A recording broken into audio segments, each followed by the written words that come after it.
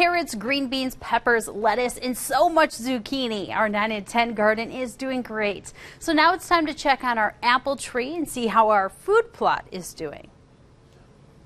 Good evening, everyone. We're back here at the apple tree. Justin, it got hit hard by the rose shapers a few months ago, but it's still green. What do you think? Yeah, you know, you guys did a good job of getting ahead of them. It's coming back. It'll be okay. The leaves will be fine. It'll bounce back. So it's looking pretty good. What can we do now to help it make it a little better for the fall and winter season? So right now, we're kind of putting this thing to bed for fall. Grab a bag of tree and shrub, and make sure we're not just focusing on where the trunk goes into the ground. Okay. You know, the roots are much bigger than that underneath. So really focus on maybe 1 foot to 2 foot past where the ball is, okay, and then feed that along, and then that'll help start feeding them roots as long as they keep growing. So it doesn't make a difference if we just dig it down, make a couple inches, and spread it around the entire tree? Yep, spread around and just scratch it in, and then if you can water it in, that would be even better. All right, what's another maybe short-term fix here? So the other thing is it's a fruit blaster. Okay.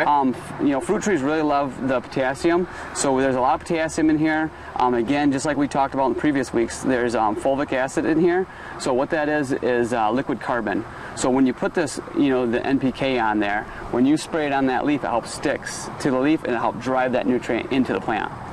That's really good. And the good thing is apple trees are great for people to have around the house, but good for hunters too, right? Yeah, so with the bait ban, as we learned this last couple months, that, you know, we're not going to be able to bait in 2019. An avid hunter like myself, right, you know, as I'm telling hunting friends and people that are in the hunting industry is, you know, grab an apple tree or a couple apple trees and put it beside our bow stand. That's not illegal. We can still do that. So to be able to put an apple tree beside our bow stand, and then like your fence here, make sure we fence it in because some deer will annihilate that tree. Yeah, I was having it in my house too. Apple tree was looking great, and within a week, gone. Yeah, they really like it as a young tender plant like this. So fence it, and then again, get it. It's just like a dog, a kid, or us. If you lack the nutrition to that tree, it's going to take a long time to grow. So as hunters, we've got a couple years to fix this because of the bait ban. And the good news is we have our food plot out there looking good, and that's still good too. Yeah, we're going to go check that out, right? Yeah. All right.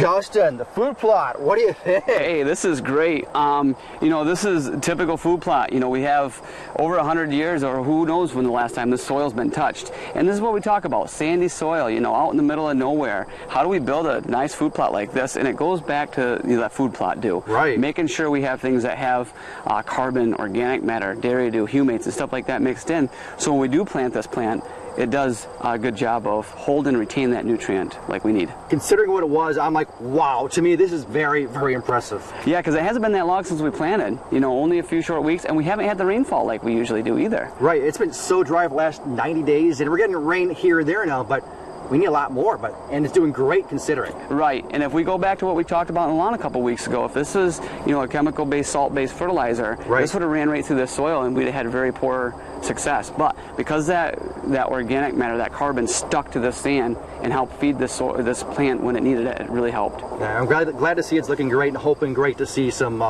nice-sized deer in a few months or weeks even across northern Michigan, and right here at our own food plot. Yes. Thanks, Justin. Looking good right now. Next week we're talking about the grass and how to get it ready for the fall season.